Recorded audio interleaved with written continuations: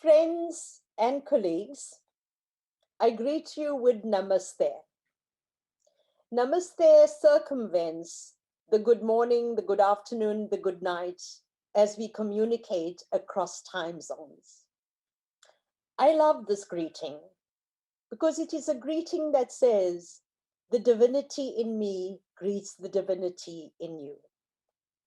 It speaks to the principle of equality that we as social workers hold sacrosanct. It says none of us is above or below the other, irrespective of race, caste, class, sexuality, geographic location, and so on. It speaks to us about what it means to be human. Namaste, like Ubuntu, which the International Association of Schools of Social Work, the International Federation of Social Workers, and the International Council on Social Work has adopted as the theme for the 2022 Global Agenda for Social Work and Social Development, says, "My soul honors your soul. I honor the place in you where the entire universe resides. I honor the light, love, truth, beauty, and peace within you because it is also in me. In sharing these things, we are united. We are the same. We are one." That is why I chose this background, this virtual background with the mandala that signifies the unity of all of humanity. And yet it is a design that speaks to the technologically connected world that we live in. I congratulate the organizers of this conference. It's a wonderful and important theme, as our speakers this morning said. And I thank you for the privilege of sharing this time with you. I told Dr. Francisco Rodriguez-Regler that I would have preferred to be there in person with you. But as he said, COVID-19 chose otherwise. This Zoom is a convenient option, but I think of it as making love through an interpreter because it cannot substitute for the authentic human encounter, for the hugs that we can give each other when we are in each other's presence, when we can look at each other in the eye with that face-to-face communication. I think nothing can substitute the authentic human encounter. As we heard this morning, COVID-19 has actually intensified the adoption of the digital technologies, which is really a double-edged sword. Nobody would argue against the convenience of access to information at the click of a button, or the convenience of this communication that we're having this morning with me sitting in South Africa and you in all other parts of the world. But I think we need to ask, what are the costs of such convenience and who benefits the most from them? The design, development, and use of digital technology, which includes things like computing technologies, the internet, big data analytics, artificial intelligence, robotics, mobile technologies, and social media, are not neutral. They are embedded in socio-political, cultural, and economic contexts, and they do raise ethical challenges. With almost 60% of the world's population having the planet in their homes with internet access, it means that 40%, are left behind, reflecting what is popularly known as the digital divide. And this in itself raises ethical concerns regarding equality of access. In a world of no human touch with COVID-19 and the enforced shift to digital technology, we manage to manage daily life in terms of schooling, work, access to psychosocial and health services, and maintaining informal networks of communication amongst family and friends, the effects of this divide have become even more stark. According to the United Nations 2020 World Social Report, about 87% of the people in the economically developed countries have access to the internet, with the majority with no access being ethnic minorities, compared with 19% who have access in the least developed countries. The complexities of digital technology is summarized by Kapuro, who says, and I quote, that it opens dimensions of oppression and liberation, of destruction and aesthetic design, of ideology and plurality, of consent and dissent. Kapuro asks the following pertinent question: how can we ensure that the benefits of information technology are not only distributed equitably, but that they can also be used by people to shape their own lives? And I think this is of core concern to us as social workers. Concerns are raised in relation to the gap between the information rich and the information poor, the technological colonization of the world, and the control of information by a privileged few who hold power. One of the biggest problems confronting humanity is that of inequalities, and we already heard about that this morning, with the fissures of the social fault lines based on criteria like race, class, gender, and nationality running very, very deep. And all this is being exacerbated by COVID-19. It is not within the scope of this talk this morning to deal with the full range of concerns related to what is called the dark side of technology in relation to issues like cyber crimes, child pornography, identity theft, cyber attacks, cyberbullying, human trafficking, and the incitement to violence, terrorism, and hate.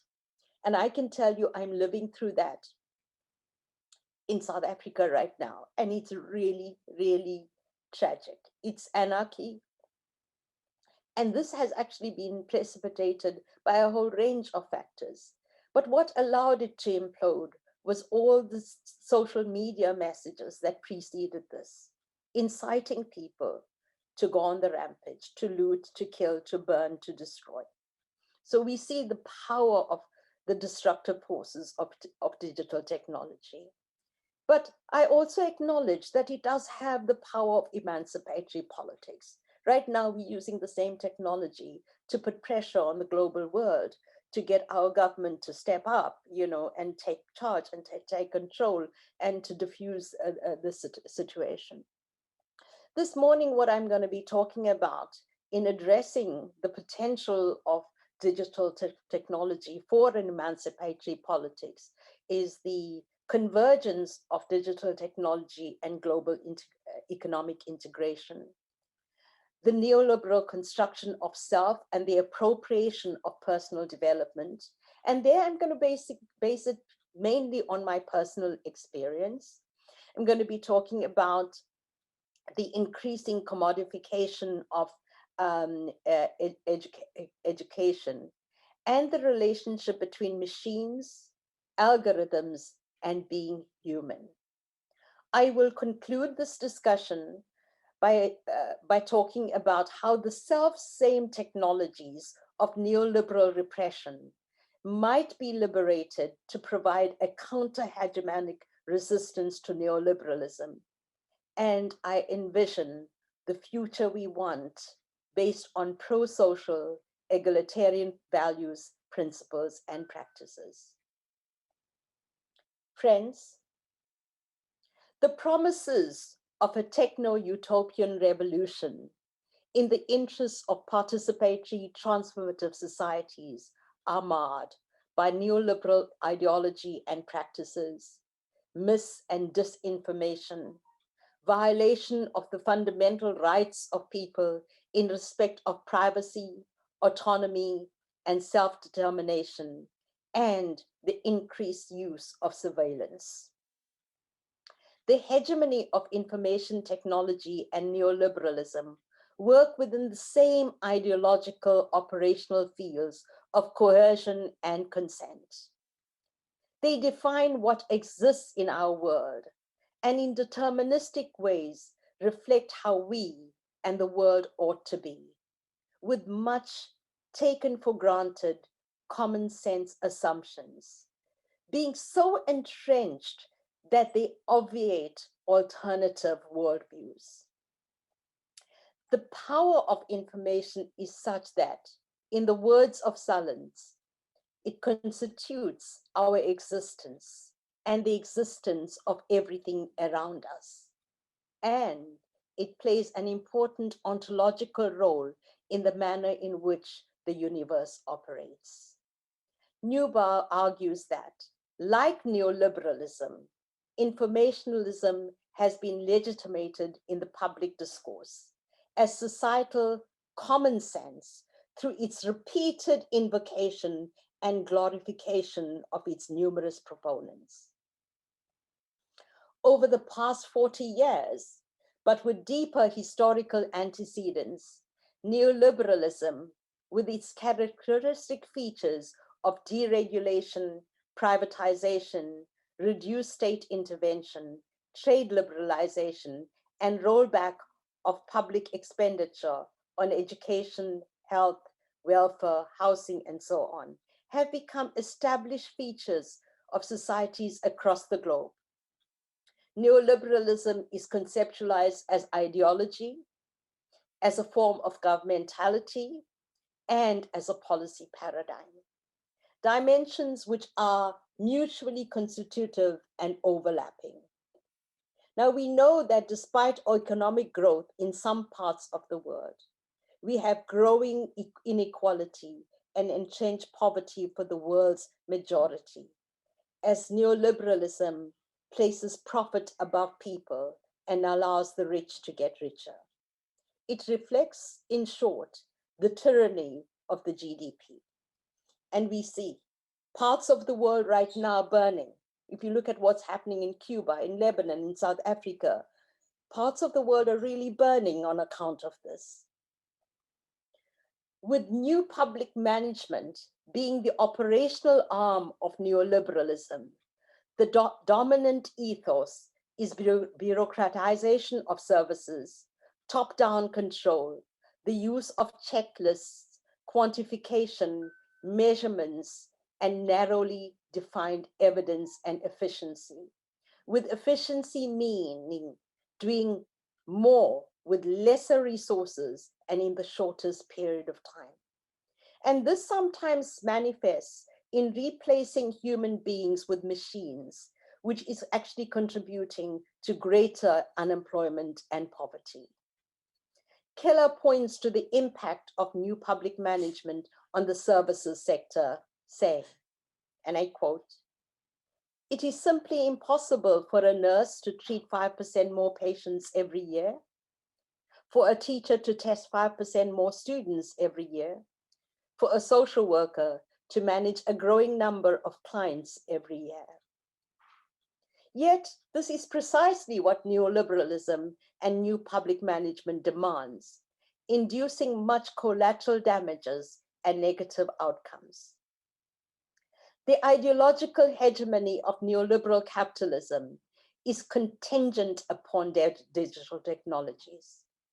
With both neoliberalism and digital technology constituting, in the language of Foucault, technologies of power and governmentality, shaping our identities and the choices that we make.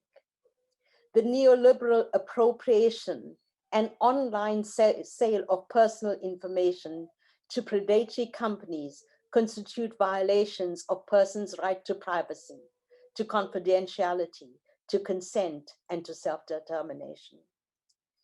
Personal data has become a key commodity in the digital world, increasing the fortunes of companies like Google and Facebook. Digital technology is the vehicle through which global economic integration becomes entrenched. Haggerty and Rubinoff, interestingly, in this report that was actually sponsored by Google, concluded that digital technology is entrenching social divides and inequalities on a global level, and that it is the low and middle income countries that are more vulnerable to the negative impacts. Bell's 1960 promise that digital technology would provide an uncharted sea of opportunities for wealth creation has proved true only for a few people. The United States 2020 World Social Report shows that the share of income going to the richest 1% of the global population increased in 46 out of 57 countries between 1990 and 2015, with the bottom 40% earning less than 25% of their income in the 92 countries that were surveyed, with much of the wealth being concentrated in the global north. Sure, neoliberalism has actually created a number of multi-billionaires who actually enjoy the privilege of tax breaks. And we know as social workers how important tax is for redistribution. Amazon's founder and retiring CEO, at the age of 57, Jeff Bezos is the world's richest man with a net worth of 197 billion. That is about 740,000 times the net worth of the average American retiree between the ages of 65 to 74. Yet, Bezos paid nothing in federal income tax in 2018. Neither did Elon Musk, the world's second richest man on the planet. As shopping shifted more online during the pandemic, Amazon saw profits soaring. The company reported 108.5 billion in sales in the first 3 months of 2021. That is up 44% from the year earlier. It also saw 8.1 billion in profit, an increase of 220% from the same period the year before. Yet, there are complaints of violations of worker rights in deplorable warehouse conditions with constant threats to health and well-being that worsened with COVID-19.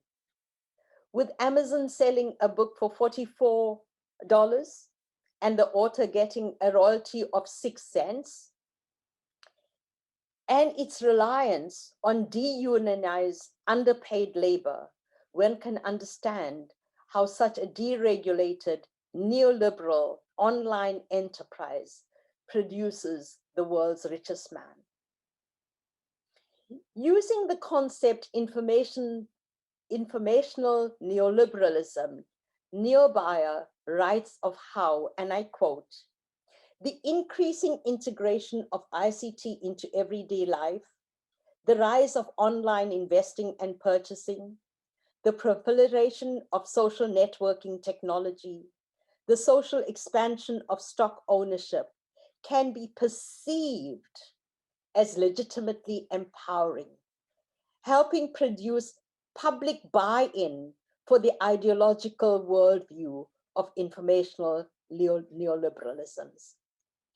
Yet, the lure of the promise of flexible accumulation with unbridled wealth sits juxtaposed against the pernicious consequences of neoliberalism in relation to forced austerity, capital flight and deindustrialization, erosion of the welfare state and job security, discipline of labor and democratic states by hypermobile capital, and devastating transnational and near instantaneous effects of financial crises. And we've all experienced that. 2007, 2008, we know the crash in terms of the global economy.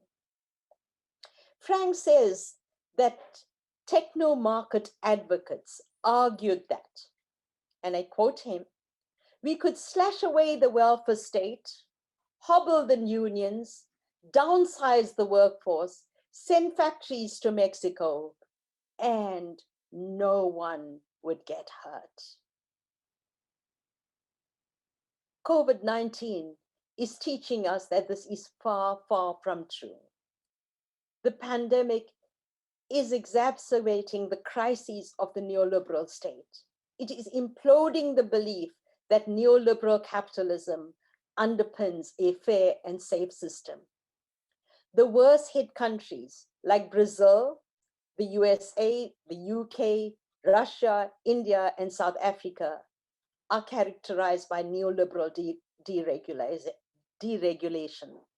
In contrast, social welfare systems with strong social security and solidarity have been more resilient and adopted better COVID-19 defense strategies. With liberalized trade and costs of production being outsourced to places of cheapest labor, it is not surprising that as COVID-19 halted global trade and travel, the UK, the USA, and the EU struggled to provide essentials such as masks and other protective equipment and ventilators compared with their Asian counterparts like China, South Korea, and Vietnam. With the pandemic, Europe learned that 80% of the ingredients required to produce medicines came from China and India. And this reveals the bitter fruits of outsourcing production to cheaper countries. Maynard Keynes argued that national self-sufficiency, though it costs something, may be a luxury which we can afford if we want it to happen. And for me, I think therein lay the crunch. If we want it to happen, as states across the world submit to neoliberal free markets. Despite the vast body of research that reflects its destructive consequences, neoliberal capitalism succeeds through ideological control of consciousness. And this control is consolidated by digital technology, designed to make us believe that it is in our interests and that it is inevitable. It is little wonder then that we have such widespread neoliberal construction of self and appropriation of personal development. Chomsky describes the manufacture of consent by the mass media that serves the interests of the corporate world and political elites. Neoliberalism was engineered and gained ground primarily on account of the lure of the language of liberal theory, with its emphasis on individualism, ownership, flexibility, choice, and competition that really does mask class power. The media is also the source of the manufacture of desire, as the market seduces us into constructing ourselves as good consumers, where our moral worth is determined by our purchasing choices. Bauman speaks of the disguise of the individual's freedom of choice, which is so taken for granted that it seldom has the chance of being examined and questioned. An old sinister temptation, he says, left to be exploited by commercial markets. This view is also reflective of Gramsci's thesis of the ideological control of consciousness of people, not through repression or coercion, but by gaining popular consent in the neoliberal construction of self and in reproducing class relations. Monopolizing the neoliberal construction of self and the spiritual crisis born out of the alienation induced by COVID-19, predatory online companies and personal development gurus or coaches have burgeoned during this pandemic. Their incessant advertising, with promises to make everyone millionaires, promising us that we'll find our soulmates, that we'll have greater freedom to have wonderful sex, getting us to be the best versions of ourselves, promises of enhancing body and beauty. This is on the internet all the time, and it bears testimony to this neoliberal appropriation of self.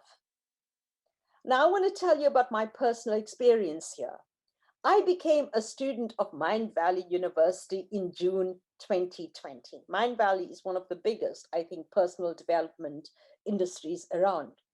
With COVID-19 lockdowns and work from home, more and more people are taking to these online programs that offer opportunities for social connectedness and to cope with the alienation. Having completed my memoir, by the way, Francisco, in addition to my grandchild, writing my memoir was another generative outcome of COVID-19. Well, having completed the memoir, I had the time and I was curious to understand what the personal development industry was about. And yes, I was vulnerable as well with all the advertising. I think I'm as malleable in allowing my consciousness to be controlled. So I saw this and it was promising me about, how I can be a better version of myself. So I registered for one, what was called the Be Extraordinary course. And I must admit, I actually did enjoy the course. So I played full out and, showed up spontaneously. And Mind Valley's explicitly stated values of unity, connectedness, and transformation resonated with me. So that program I could connect with. But as I did other quests, I became increasingly aware of Mind Valley's underlying neoliberal capitalist agenda, its fierce competitiveness, and its drive for empire. And I began to have difficulties with the quest's overarching emphasis on material abundance, the lack of consideration of structural constraints on people's lives, and its unfounded and unethical claims to providing instant cures for a range of illnesses and personal life challenges, and really and truly the neoliberal construction of self.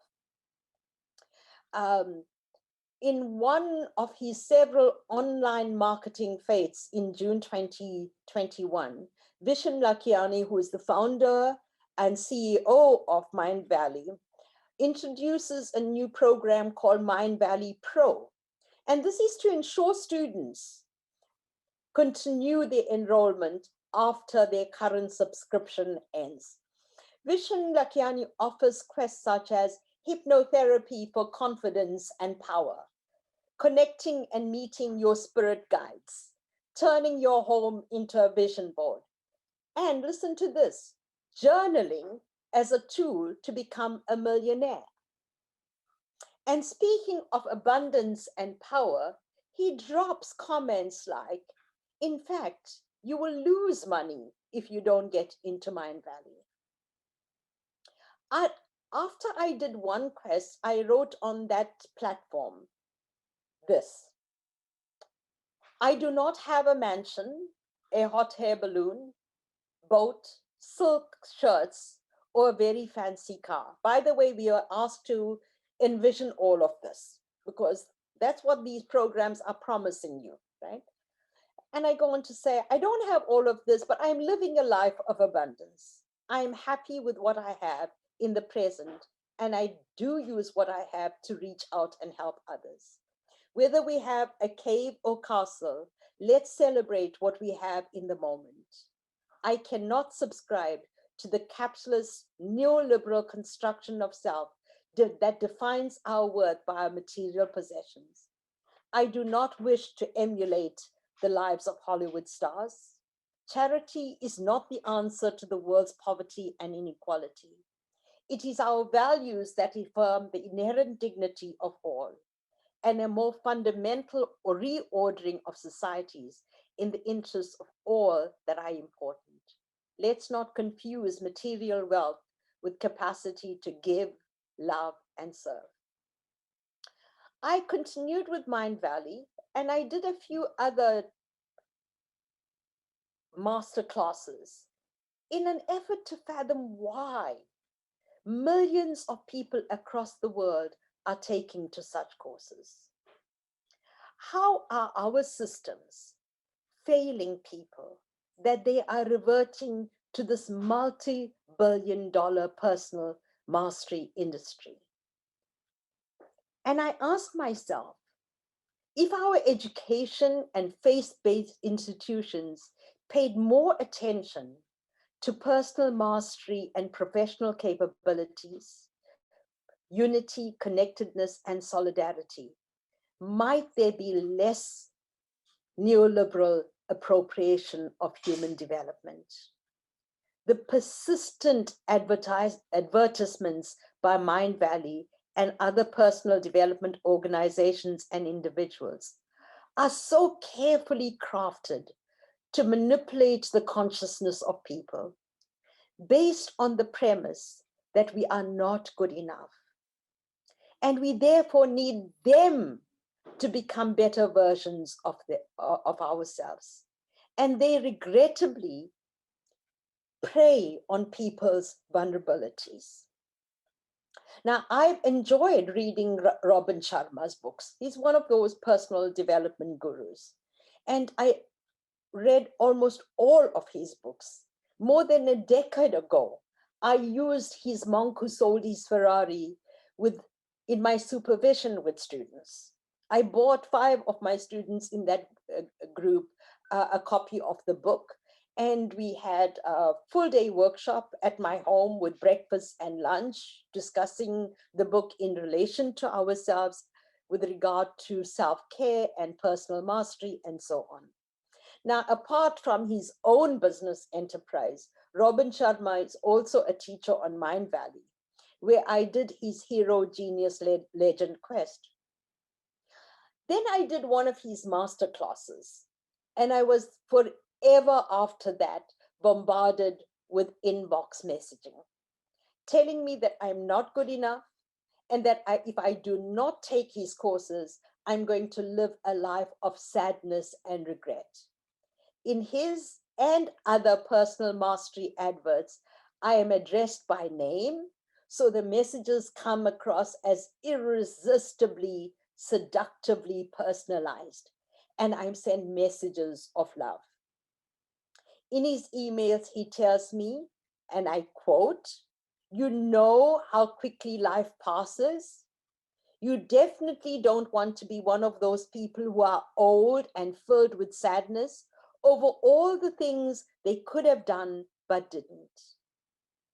Friends, I must tell you that despite my heightened awareness and my generally critically reflective approach, I really did wonder at times, if I don't do it, would I be missing out on something big time? The power of words and the media to control our consciousness. Now, I must say that when I did the extraordinary course, I was selected as a Mind Valley ambassador because I played full out, and I believed in it. But subsequently, I saw what was going on and I gave up this role. In May 2021, I joined over 800,000 other people in what is called the Own Your Future Challenge, offered by Tony Robbins and Dean Graziosi, also kind of big names in the personal development, what they call self-education industry. And much of the selling there focused on unleashing the power of the internet and taking advantage of deregulated markets to become a millionaire. As with Robin Sharma, after I did that, I'm forever being inboxed with promises of abundance, of lasting success and happiness. And I want to tell you, with subtle threats. after not responding to the first few emails. Now you may ask me, oh, well, if you don't like it, why don't you unsubscribe? But unsubscribing will defeat my aim of trying to understand the industry better. So after not responding, I received ones that included the following, and I quote, if you're satisfied with where you are in life, I need to warn you how dangerous that can be. And in another one, it says, it is easy to tell yourself that you should be happy with what you have. And I looked at that and I thought, where do you let off? The irony of a personal development guru wanting to sell me happiness and telling me that I ought not to be happy with what I have in the moment. So that is something that is going on big time. And I really do believe that it is so predatory and it's preying on people's vulnerabilities and loneliness and desires, that it is an area that social workers must get engaged in. Now, what COVID-19, what we also see is a proliferation of digitally mediated communication, psychosocial and mental health services, telemedicine, online teaching and learning, and this personal mastery offerings that I have just discussed. Now, what we're seeing in the literature is that there's a growing concern that the necessities born out of COVID-19 might reinforce the narrow neoliberal what works agenda. I mean, we all know the pressures on our universities to take in more numbers and so on. So if you're not having, 250 students in a classroom, but you can have, 3,000 online, and what are the implications of that for our work? Now, in a world of no human touch, giant tech companies have poised themselves as the saviors, while evidence suggests that the real motive is profit. Naomi Klein, who is like a real Green Deal advocate, fighting for a cleaner, greener, better world, has written a scathing attack on this in The Guardian of 13th May 2020, where she focused on the former CEO of Google, Eric Schmidt's proposals to reimagine New York State's post-COVID reality with integrating technology into every aspect of daily life. While Smith's earlier briefs to government for greater funding for technology development were about the USA losing its competitive edge to China, Smith rebranded his calls to be, and I quote, sold to the public as our only possible hope of protecting ourselves from a novel coronavirus that will be with us for years to come. And with that came pressure to decrease regulatory controls. Now, owners of digital media and big tech are winners in this age of pandemic. You just had to see the figures. Amazon, Apple, Facebook, Google, and Microsoft increased their revenues a great deal in the first 9 months of 2020 compared to previous. You can Google it. You can, check the figures. I'm not going to bore you with a whole lot of statistics here. By the way, what we're using now, the Zoom video communications, right, increased its profit by 4,000% during this pandemic. It's incredible. Now, we don't, begrudge Zoom for doing that. It's offering us this wonderful technology and medium of communication. But the concern that we should have as social workers is that with this 4,000%, profit, Zoom paid no federal income tax. And I think this is where our advocacy can come in. While corporate elites are benefiting from the crisis, it is estimated that the pandemic may have pushed over 100 million people into extreme poverty, the worst in a generation according to the United Nations Development Program.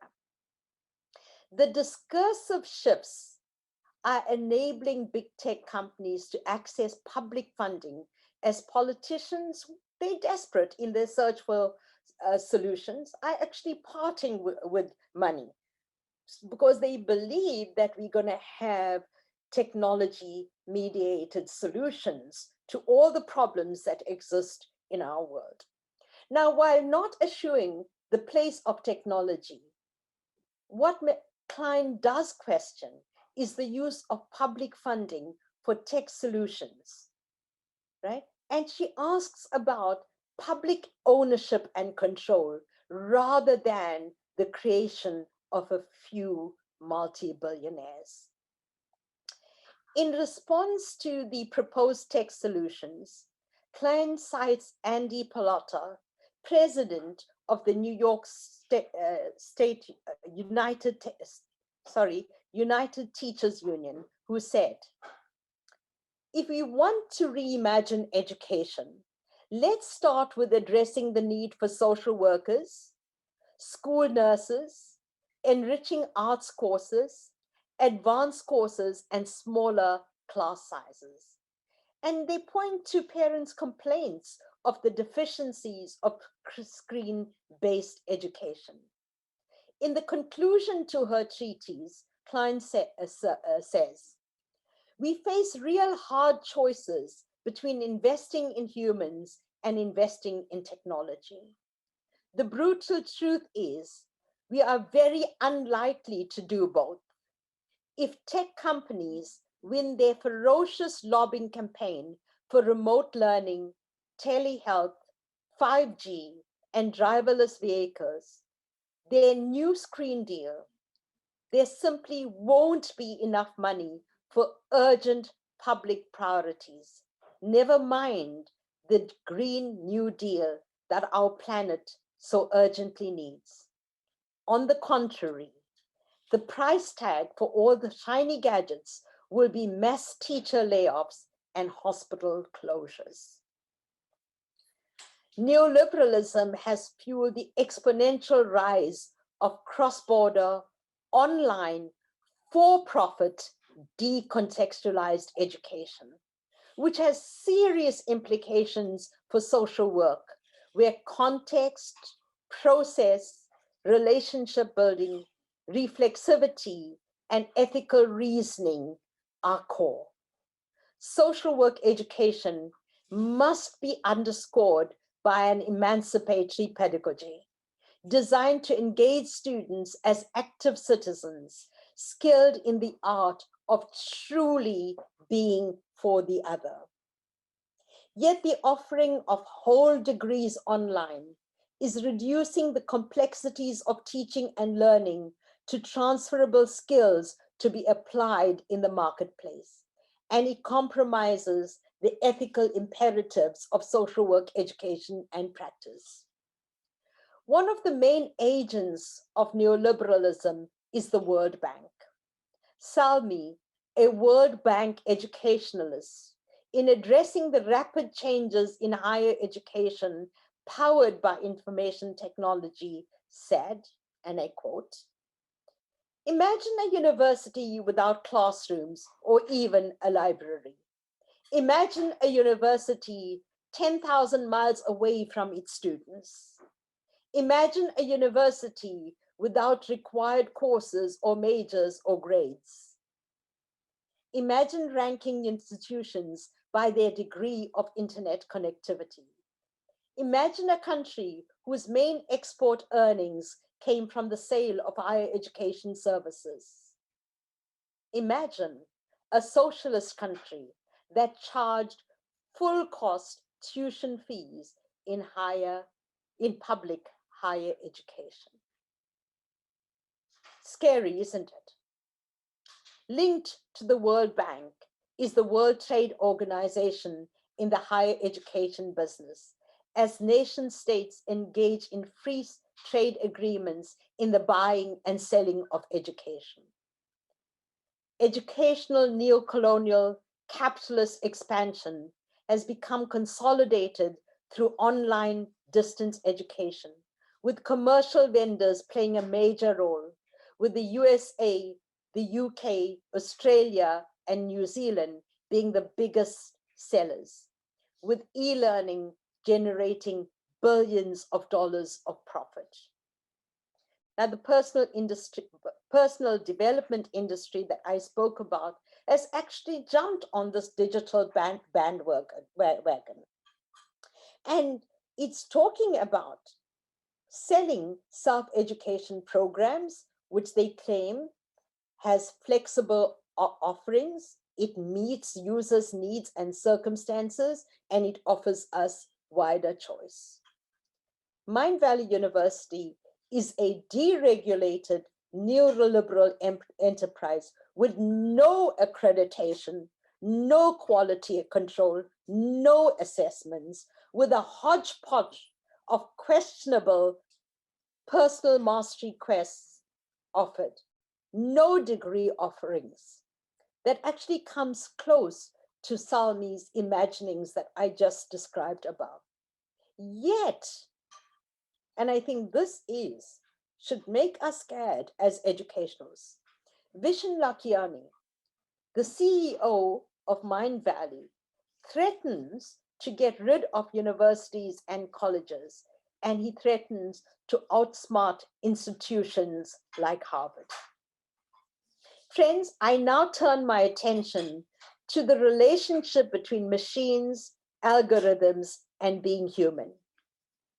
Algorithms, the neural network of codes built into machines that constitute artificial intelligence, control our everyday lives, even if we are not fully aware of them.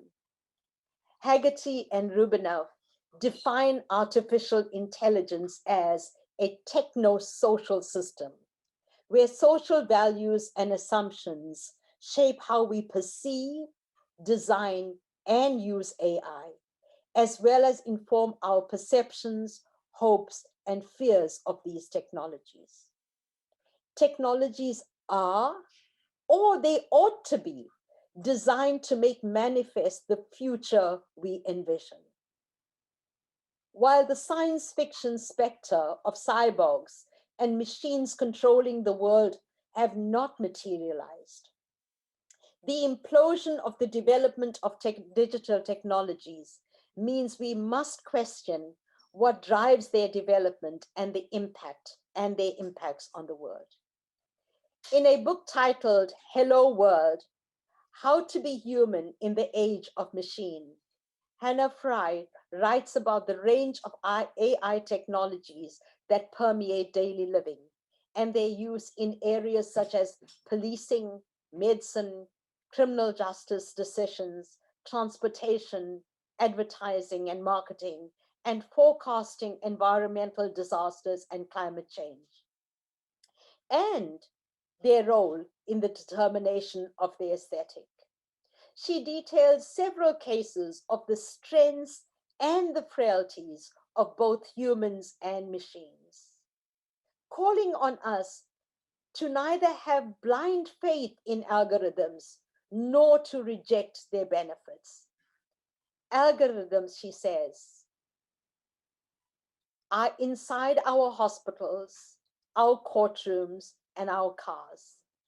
They have learned our likes and our dislikes. They tell us what to watch, what to read, and who to date. And all the while, they have the power to slowly and subtly change the rules of what it means to be human. And what she calls for is for an understanding of the relationship between machine and humans. Algorithms certainly raise ethical concerns in relation to bias, error, privacy, and self-determination violations. They have the potential to control consciousness, reinforce common sense taken for granted assumptions, to minimize the agency of people, and they have the potential to undermine democracies. Now, most of us are familiar with Cambridge Analytica, that harvested the personal data of 87 million Facebook users. And in doing so, and through their psychological profiling, they managed to influence major world events like the Brexit vote and Trump's coming to power in 2016. And I think these should set for us huge alarm bells when technology can be used to control consciousness of people and to shape our choices in such profound ways. And yes, it does impact agency and self-determination.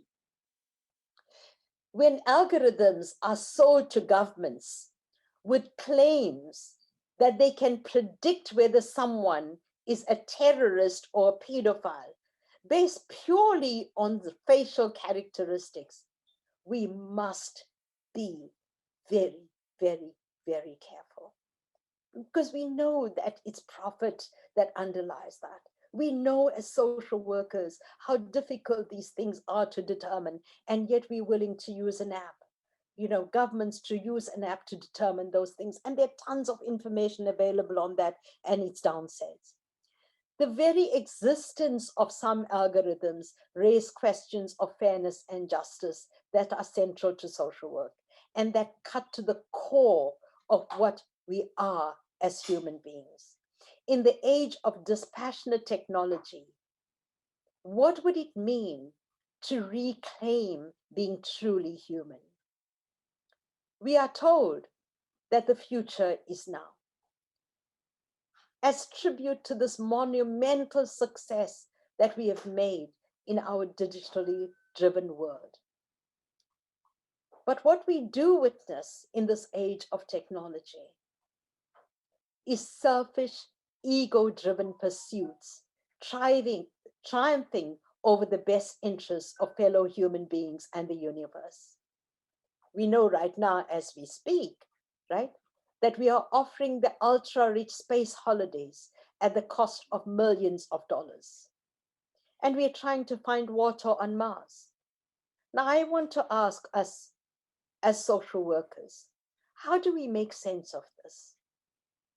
When there are millions of people around us who cannot travel from one place to the other, when people are killed as they try to cross borders, and as borders shut down on them, we know that children are dying every day.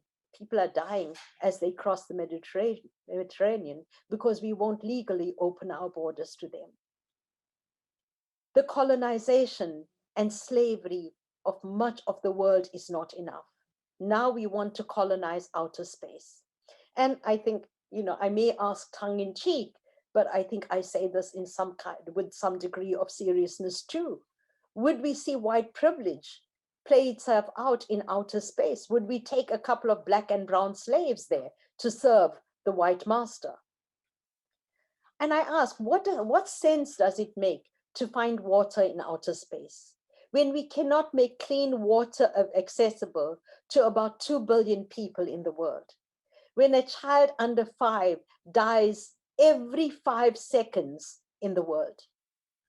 In 2019, about 5.2 million children under 5 years of age died, mainly from preventable causes. In addition, 300 million children suffer from illnesses caused by lack of clean water, malnutrition, and lack of healthcare services. Now, we are using up and abusing Earth's resources as if they are infinite, in the hope of finding other habitable worlds. If we truly bear witness to the suffering, death, and destruction around us, that is being so exacerbated by COVID-19, we will not do this. It is, I think, about greed and competition between individuals and nations. We are expending trillions of dollars in this race in the race to outer space just to show we can. I think it is related to our screwed up ideas of the immeasurable power of being human. And yet it is intensifying our inhumanity. I think what we need to ask, should we be doing it just because the technology enables it? Would privileging well-being and life on Earth not be a more ethical choice? Are we driving the Earth to the brink of destruction? In an excellent 2020 UNDP report titled The Next Frontier, the answer is an unequivocal yes. We are bringing the Earth to the brink of destruction.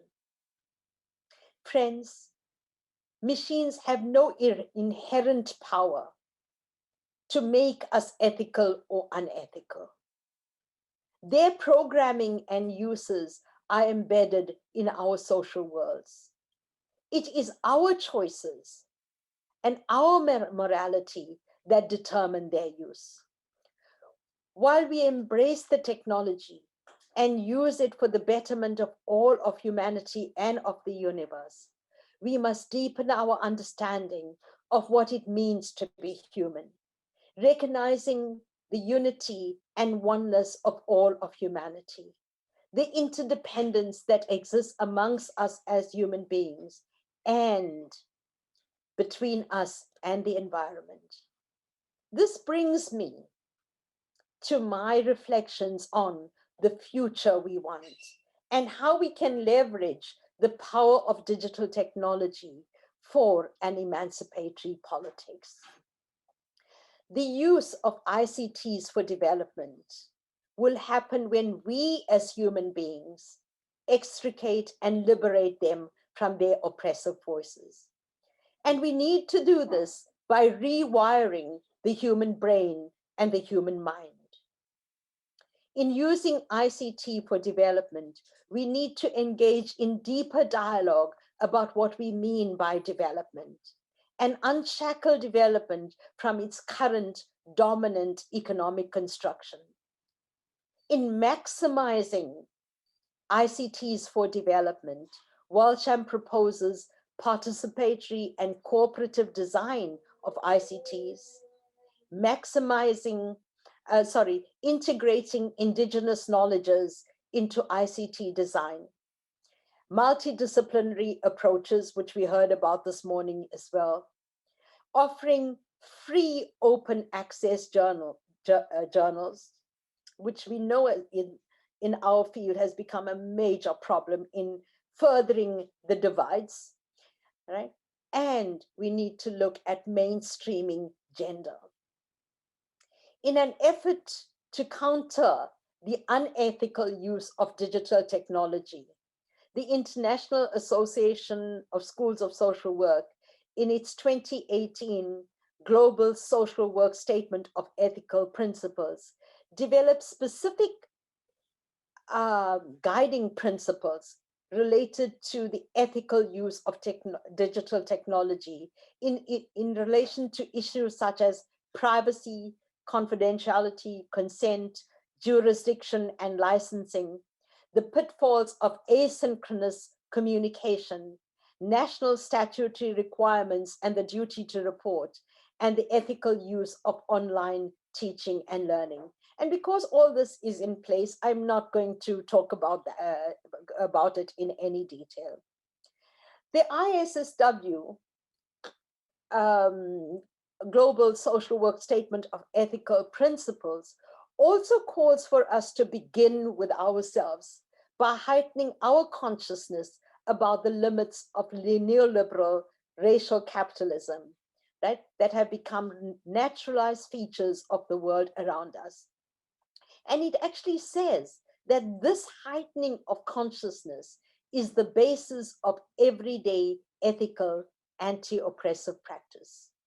With so much mis and disinformation abounding, it becomes even more important to focus on the development of critical self-reflectivity. And we need to pay more attention to learning how to learn rather than focus on content only. As social workers, we are products and producers of our social, political, economic, and cultural worlds. The ideologies that we hold are reflected in and reinforced by dominant social systems such as the family, education, culture, religion, economics, politics, and the media. It is critical that we become aware of cultural, political, and capitalist ideological hegemony and appreciate how we can shift from being, in the words of Althusser, the subjected being to becoming the free subject that is the author of and responsible for its actions. With the development of self awareness and critical consciousness, there is a greater chance that we would use our voices and skills to contribute to socioeconomic, political, and cultural change and development, and towards environmental justice. As social workers, we can join broader social movements that advocate for changes in socioeconomic and political governance structures, right? We can push for and advocate for adequate social protection measures, for death cancellation, and more equitable access to treatment and vaccines. And here, the digital technologies constitute powerful mechanisms through which this can be done. We must embrace systems that expand people's choices, freedoms, opportunities, capabilities, and ability to participate in decision making so that they can live the lives that they value while easing planetary pressures. Where one lives and who one is should not determine inclusion, representation, recognition, or whether one lives or dies. Egalitarianism can be achieved by humanism, not a reductionist measure of GDP. It asks that we think outside of the strictures of neoliberalism. With the current untenable conditions of millions of people across the globe, which has been exacerbated by COVID-19, it is difficult to imagine the more deepened and brutalizing effects of COVID-19. Now, the unpalatable thought of this should be enough to stimulate us and those with political and economic power to use COVID-19 and the power of the media to reimagine our world. In this reimagination, we must challenge and undo neoliberalism. We must adopt systems of socio-political and economic governance that promote greater solidarity, that works towards achieving equitable, socially inclusive, integrated, and environmentally sustainable economic growth. And we must work towards people-centered social democracies and social justice. And we must recognize the indivisibility and interdependence of civil, political, economic, social, cultural, and environmental rights. While socioeconomic and political reordering are critical, there must be a reimagination of thought and attitude to ensure that the dignity and worth of all peoples are respected and responded to, bearing in mind that such dignity is reflective of the divinity that exists in all, irrespective of the various diversities that we have around us. We need to recognize that we truly live in an interdependent world. The well-being of one is dependent on the well-being of the other. In the face of this destructive pandemic, we need the more pervasive, powerful, permeating, cross-border forces of love, care, compassion, and solidarity. In designing, developing, and using digital technologies, these are the values that we can think of infusing themselves with, and we can use digital technology to foster greatness. Despite the dark side of technology, there is also evidence that they are being used to create notions of global citizenship. They hold the potential for a global awakening of consciousness. And we see several global advocacy initiatives in issues such as human rights and democracy demands, and environmental, social, economic, and gender justice. ensuring greater access to digital technology can be the harbinger of deepened people-centered democracies. Leveraging the power of digital technology means that we first and foremost develop a strong counter-hegemonic discourse to the assumed inevitability of neoliberal capitalism. We must harness their potential for a global citizenry who advocate for a more just and egalitarian world. In conclusion, I want to say, while digital technology is a powerful shaper of human lives, their design, development, and use are shaped by us as human beings. We must question the reliability and value premises upon which algorithms are built. Neither algorithms nor humans are perfect. And if they work side by side, they hold potential to build the future that we envision. Digital technology did not create the neoliberal world that we live in. They reflect, consolidate, and naturalize the dominant discourses and practices of humanity. Cyber wars cannot happen without human intent and choice. Drones can be used to kill or to save lives. The dark side of digital technology reflects nothing more than the dark side of humanity. We can transform ourselves and digital technology for the benefit of all of humanity and of the planet. For as Fry concluded, in the age of algorithm, humans have never been more important. I thank you for listening.